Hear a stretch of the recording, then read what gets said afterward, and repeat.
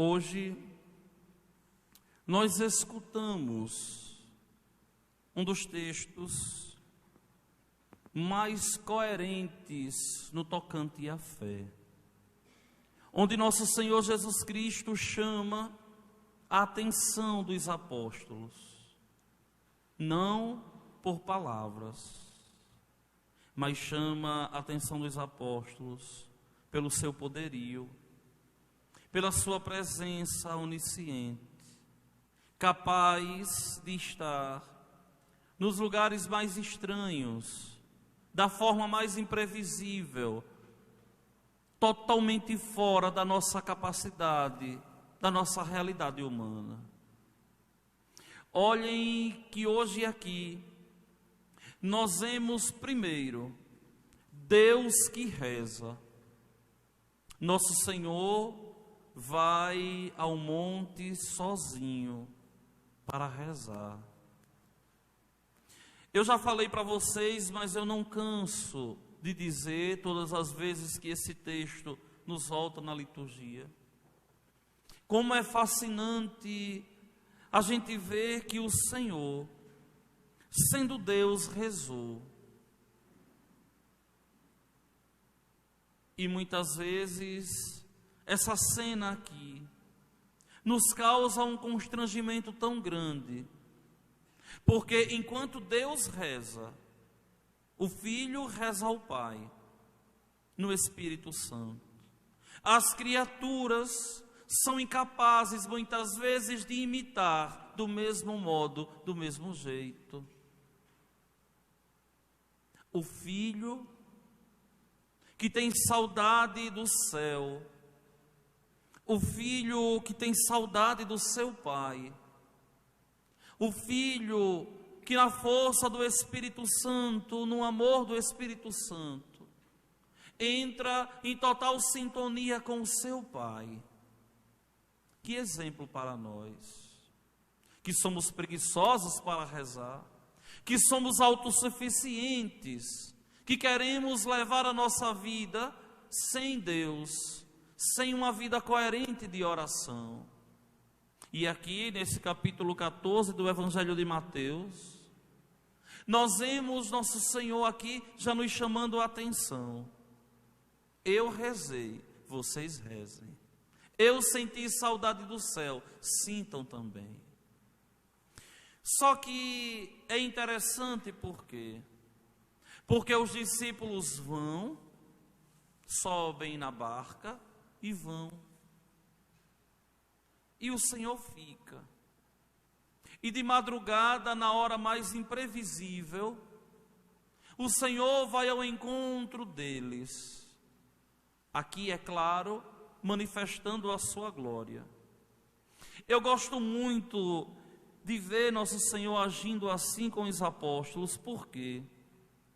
Porque nosso Senhor nunca gostou de espetáculo, nunca gostou de chamar a atenção. Sempre um homem totalmente discreto, totalmente elegante, sem chamar a atenção de ninguém, para mostrar o seu poder. Mas no seu cantinho ali, mostrava o seu poder àqueles mais próximos a ele. E aqui é uma das provas do poder de nosso Senhor. Ele não faz esse milagre perante a multidão, mas ele faz esse milagre para os seus amigos, os amigos mais próximos.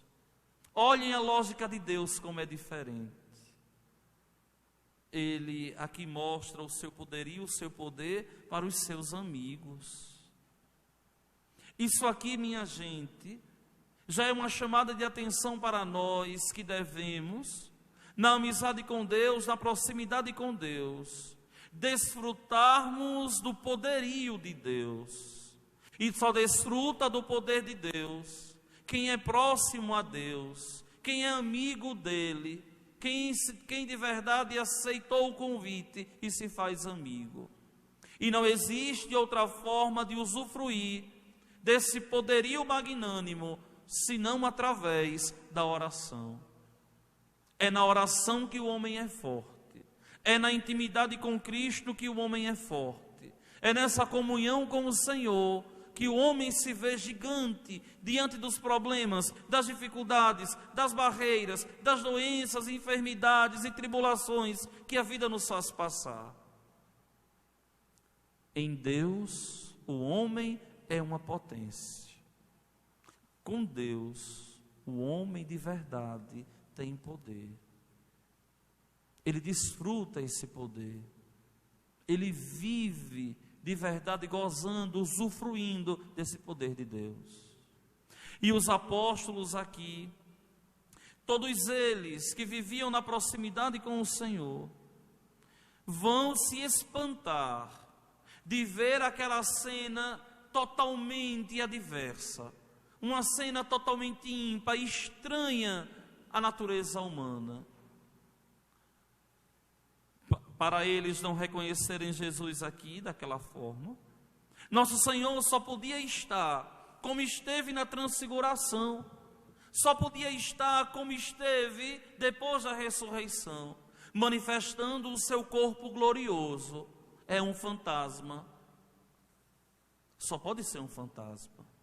E aí o Senhor aqui é interessante porque o Senhor diz: coragem, sou eu, não tenhais medo. Se vocês analisarem racionalmente isso aqui, como é que eles que horas antes estavam com ele, não reconhecem ele? A única forma é que ele está ali com uma aparência totalmente gloriosa. Porque ninguém tem amnésia aqui. Ninguém aqui falta ao juízo. Todos eles conhecem o Senhor. Mas nós sabemos, através da tradição da igreja, das Sagradas Escrituras, que todas as vezes que ele manifestou a sua glória, o seu poder, a capacidade humana não conseguia reconhecê-lo.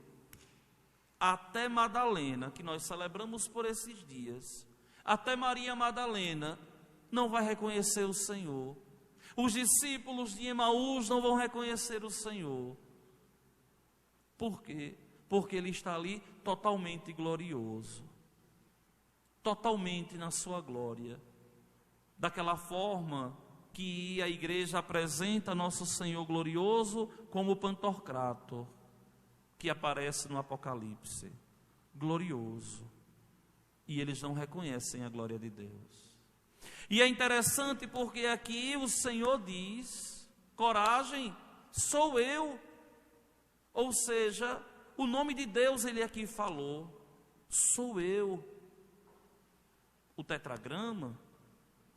E, por incrível que pareça, existe aqui uma dúvida.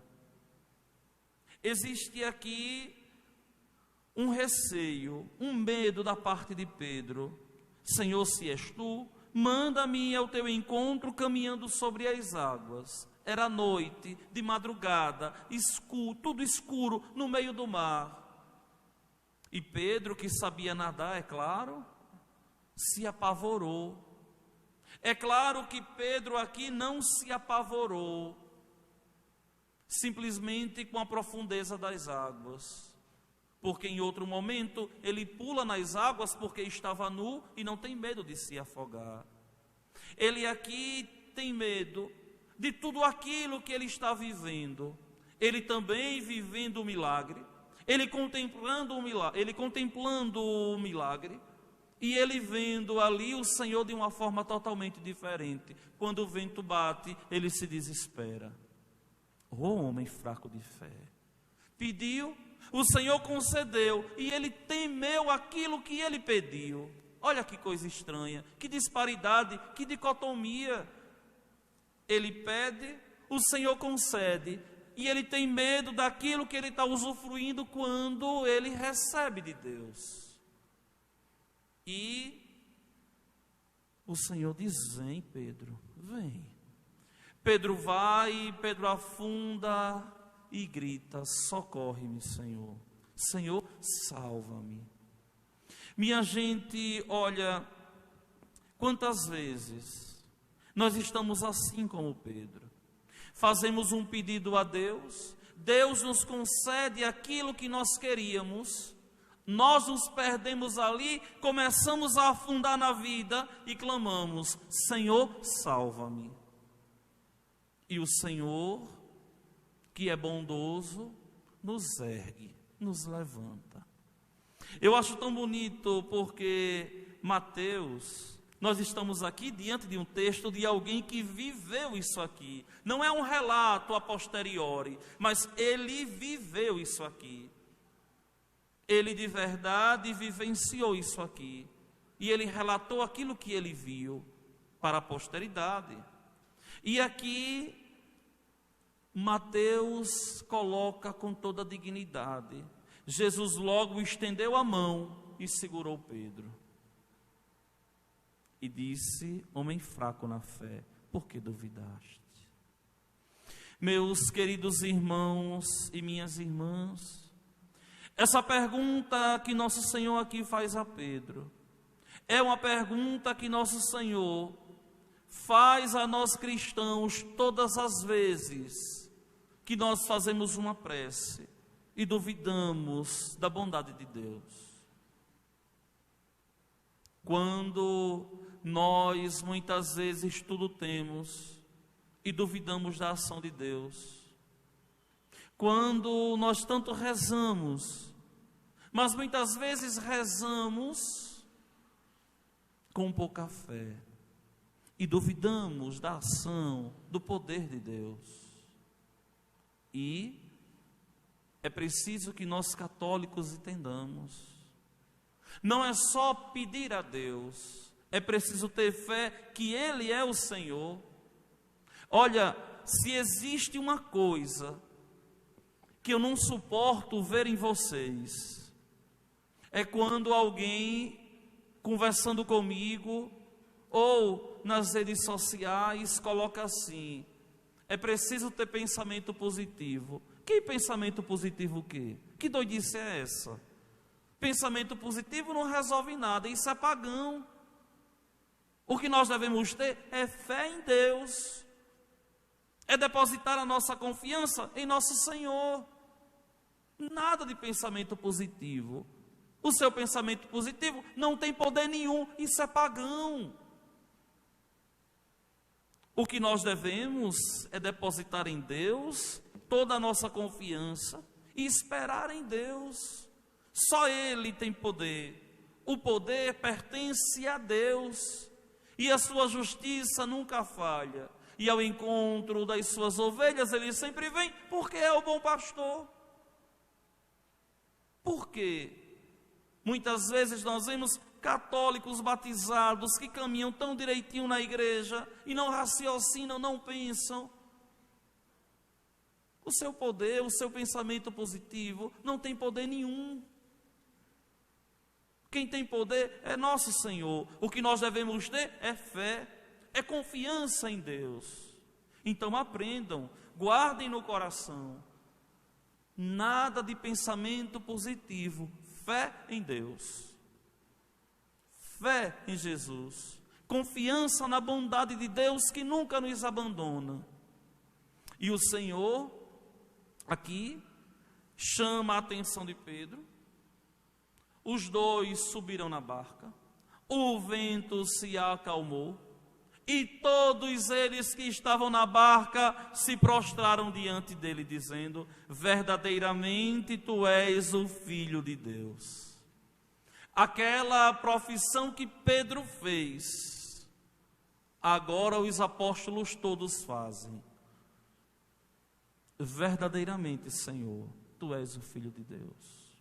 Quando, meus queridos irmãos, vocês fizeram uma prece a nosso Senhor, e ao fazer essa prece, quando receberam de Deus essa graça, exclamaram em alto e bom tom: verdadeiramente, Senhor, tu és o Filho de Deus, e eu creio totalmente nisso.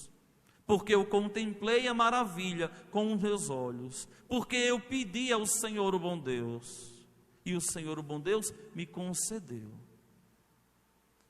E mais, quando eles reconheceram Jesus, quando reconheceram que era o Senhor que ali estava, espalharam a notícia por toda a região e mais uma vez Nosso Senhor perdeu a paz.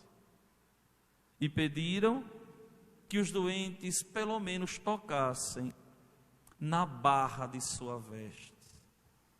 Olha a fé daquele povo. Não queremos nem pedir, basta tocar. Uma vez eu estava pregando um retiro para umas irmãs, e aí uma das irmãs me perguntou assim, o que é que eu achava quando o Santíssimo Sacramento passava pelas pessoas, que as pessoas tocavam, se eu incomodava.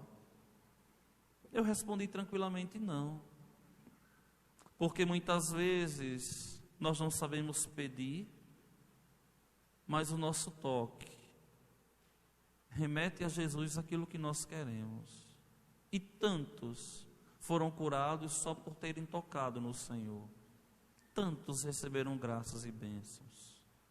Aqui, eles simplesmente tocaram, e todos que tocaram ficaram curados. Por quê? Porque daquele homem saía um poder que perpassava tudo ali. Porque daquele homem saía um poder que era capaz de curar. Não era porque aquele povo tinha pensamento positivo, mas era porque aquele povo ali reconhecia que aquele homem era espetacular, era fora do sério, era fora do comum. Era alguém completamente diferente, como nós chamamos, era luminoso, era glorioso, era alguém extraordinário. E meus irmãos e minhas irmãs, Deus é assim.